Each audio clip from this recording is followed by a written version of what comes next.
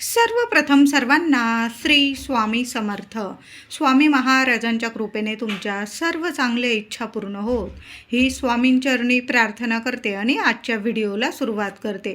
आता लवकरच अधिक महिन्याला सुरुवात होणार आहे. 17 मे 2026 या दिवसापासून पुरुषोत्तम अधिक ज्येष्ठ मासाला सुरुवात होत आहे आणि 15 जून 2026 पुरुषोत्तम अधिक मास समाप्त होणार आहे. हा महिना खूप अत्यंत पवित्र आहे.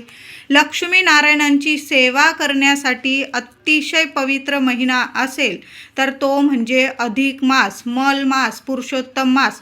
ऋतुचक्र फिरत असते, महिने उलटत असतात. मग बघा, मध्येच कुणीतरी घरातील प्रौढ व्यक्ती म्हणते या वर्षी अधिक महिना आहे बरं का.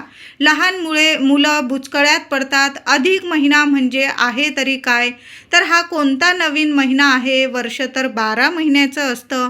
मग हा 13वा महिना कुठून आला? त्यांना प्रश्न पडतो, सगळ्यांनाच प्रश्न पडतो, हा अधिक महिना कसा काय?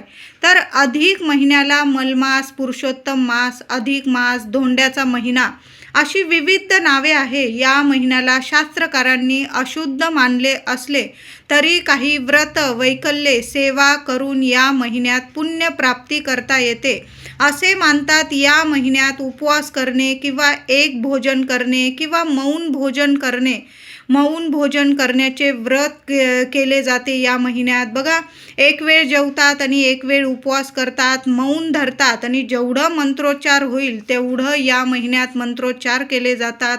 स्तोत्र मंत्र जेवढे आपण पठण करू, आपण श्रवण करू ना, त्याचं आपल्याला अधिकाधिक फळ मिळतं आणि आपल्या 7 जन्मांचं दुःख दारिद्र्य दूर होतं. असा हा अधिक महिना आहे. या महिन्यात आवडता खाद्यपदार्थ न खाण्याचे सुद्धा व्रत घेतले जाते. महिन्याच्या शेवटी सत्पात्र ब्राह्मणाला त्या वस्तूचे दान करून मग त्या वस्तूचे सेवन केले जाते. अशा पद्धतीने सुद्धा व्रत केले जाते. अधिक महिना सामान्यतः 33 महिन्यांनी येत असल्याने या दिवसात 33 अनारशेचे किंवा 33 बत्ताशाचे वाण दिले जाते. ज्यांना म्हणजे लेक जावायला, सासू सासरे म्हणजे आई वडील लेक जावायला वाण देतात 33 अनारसे किंवा 33 बत्तासे. आता कुणीच नाही, ब्राह्मणाला सुद्धा दिले जाते. एखाद्या गरीबाला तुम्ही 33 अनारसे देऊ शकता, बत्तासे. या महिन्यात जेवढं दान धर्म करता येईल ना, यासाठी हा महिना खूप उत्तम आहे. बघा, साक्षात श्रीकृष्णांनी वर दिलेला आहे की या महिन्यात तीर्थस्नान, व्रत, नियम वगैरे धर्माचरणाचे पुण्यकर्म करतील. जी व्यक्ती पुण्यकर्म करतील त्यांना पुरुषोत्तमाची कृपा प्राप्त होईल, साक्षात लक्ष्मी नारायणांची कृपा प्राप्त होईल. तसेच त्यांच्या जीवनाचे सार्थक होईल, त्यांचे सर्व मनोरथ पूर्ण होतील. एके दिवशी पांडवांनी कोणते व्रत करावे म्हणून श्रीकृष्णाला विचारले. त्यावेळी श्रीकृष्णांनी उत्तर दिले, अधिक मासातील व्रत करावे, नियम पाळावेत व पुरुषोत्तमाची सेवा करावी. श्रीकृष्णांनी सांगितल्याप्रमाणे पांडवांनी सर्व पुण्य कर्म केली. या अधिक महिन्यात त्यांना राज्य मिळाले व ते सुखी झाले. बघा, इतका सुंदर महिना आहे अधिक मास. अधिक मासामध्ये अनेकांनी पुण्यकर्मे दान करून जीवन सुखदायी बनवले आहेत आपले.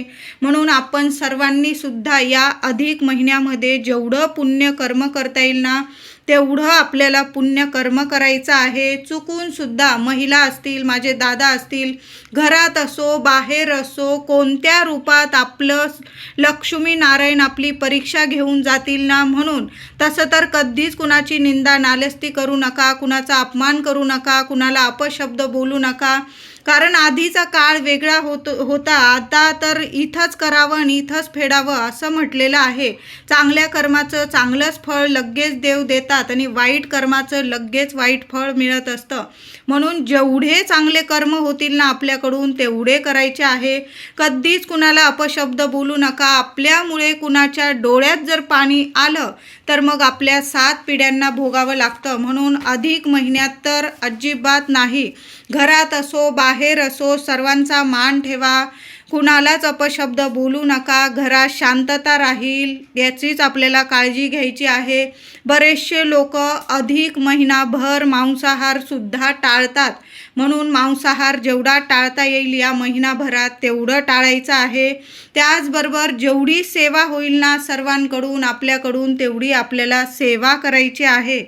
या अधिक महिन्यात दर गुरुवारी किंवा रोज जरी झालं ना, एक ताजी चपाती घ्यायची आहे, त्याला तूप लावायचं, गुळाचा खडा ठेवायचा आणि स्वतःच्या हाताने गोमातेला गाईला खाऊ घालायचं आहे. आता रोज नाही जमत, गुरुवार बघून तरी थोडीशी हळद टाका कणिक भिजवताना आणि त्या कणकेची पहिली चपाती घ्यायची, त्याला थोडंसं 2 बोट तूप लावायचं आहे, गाईचं तूप लावा, थोडासा गुळाचा खडा ठेवा आणि प्रत्येकाने गाईला हा नैवेद्य आनंदाने अगदी मनापासून खाऊ घालायचा आहे. बघा, काही मागायलाच उरणार नाही, सर्व इच्छा पूर्ण होतील. मग तुमच्या लक्ष्मी प्राप्तीसाठी इच्छा असतील, धन, वैभव, ऐश्वर्य, सुख, समृद्धी, आरोग्य, लेकरा बाळांना प्रगती, घरात सुख, शांती, यासाठी हा उपाय प्रत्येकाने अधिक महिन्यात जरूर करा. उपाय नाही, ही सेवा आहे गोमातेची.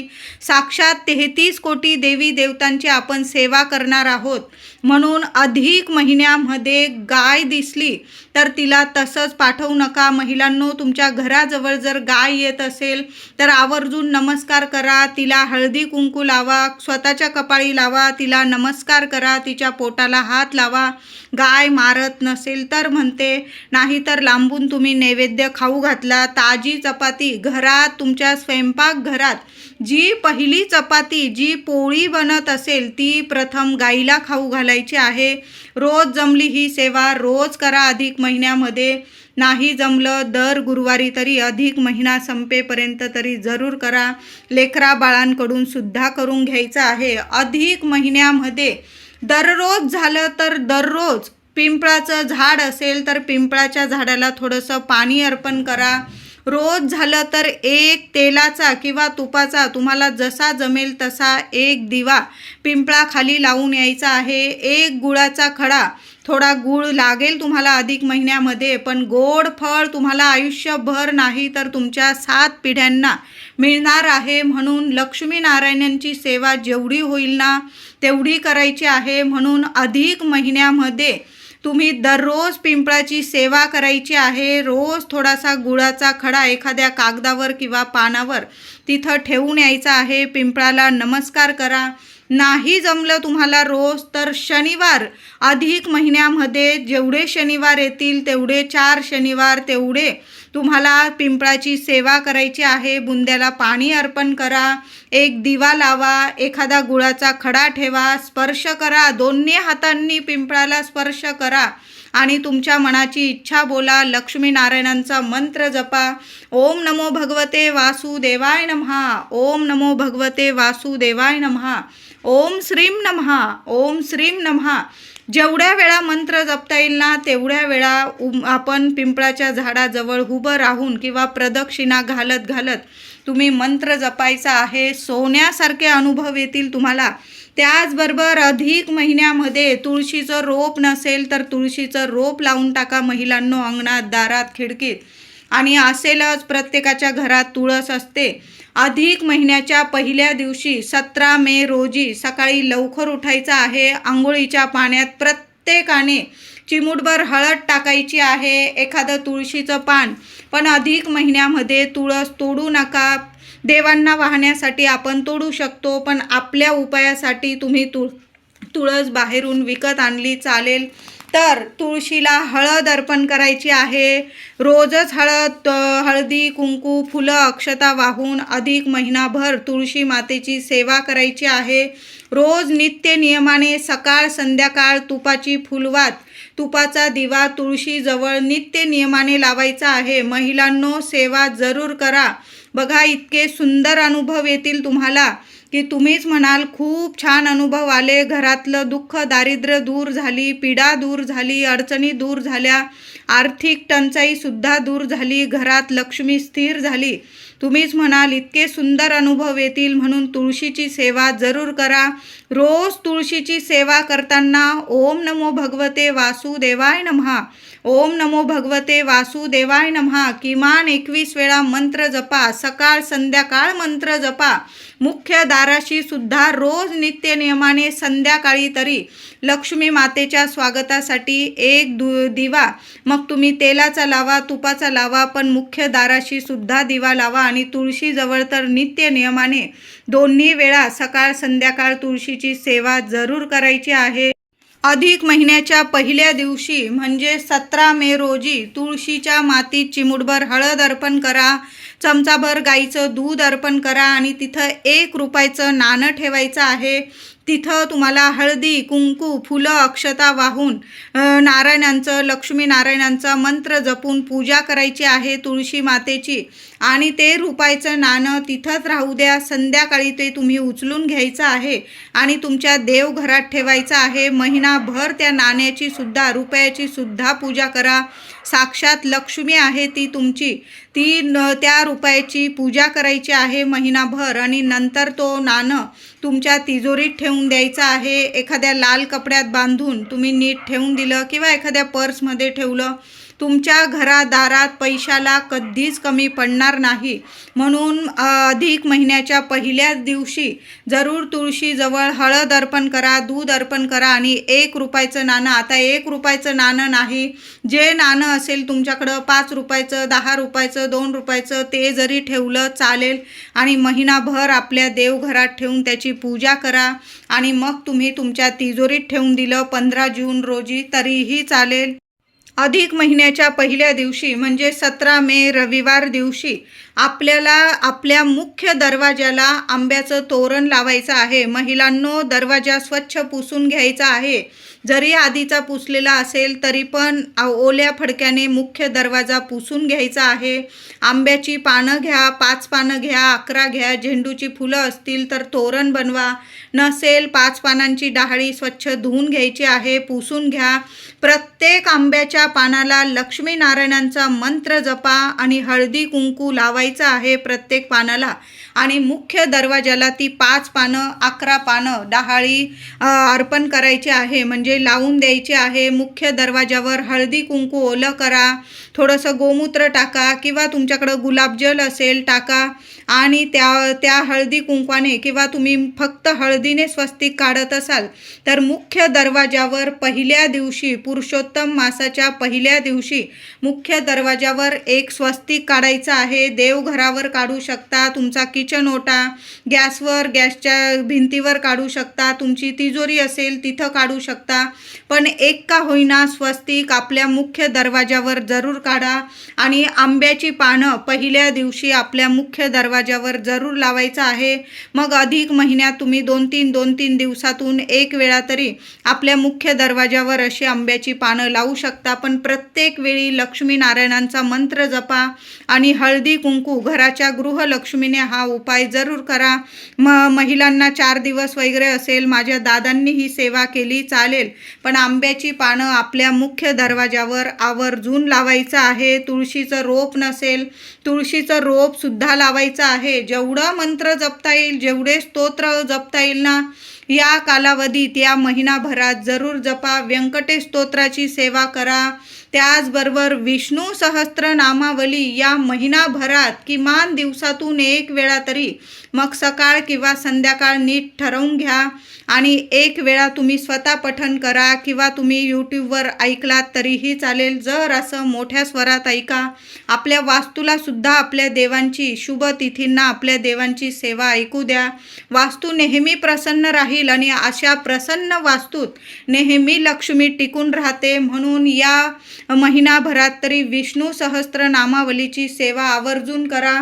महिनाभर रोज किमान एक तुळशीचं पान किंवा जास्त तुळशीची पानं असतील तुमच्याकडं, बाळकृष्णाच्या मूर्तीला जेवढी तुळस अर्पण करता येईल ना तुम्हाला, तेवढी तुळस अर्पण करायची आहे. ओम नमो भगवते वासुदेवाय नमः, ओम नमो भगवते वासुदेवाय नमः मंत्र जपा किंवा विष्णू सहस्त्र नामावली पठन करत करत तुम्ही देवांना तुळस अर्पण करायची आहे. खूप सुंदर अनुभव येतील. प्रत्येकाने घरातल्या एका व्यक्तीने का होईना घरात देवपूजा तुम्ही सकाळी करत आहात, सकाळी सुद्धा किंवा नाही जमलं संध्याकाळी तुम्ही देवांना तुळस जरूर अर्पण करायची आहे. माता लक्ष्मीची मूर्ती असेल, श्रीयंत्र असेल, रोज महिलांनी कुंकुमार्चन जरूर करायचं आहे. ते कुंकू अधिक महिन्यात मातेला कुंकुमार्चन केलेलं कुंकू नीट एखाद्या डबीत सांभाळून ठेवा.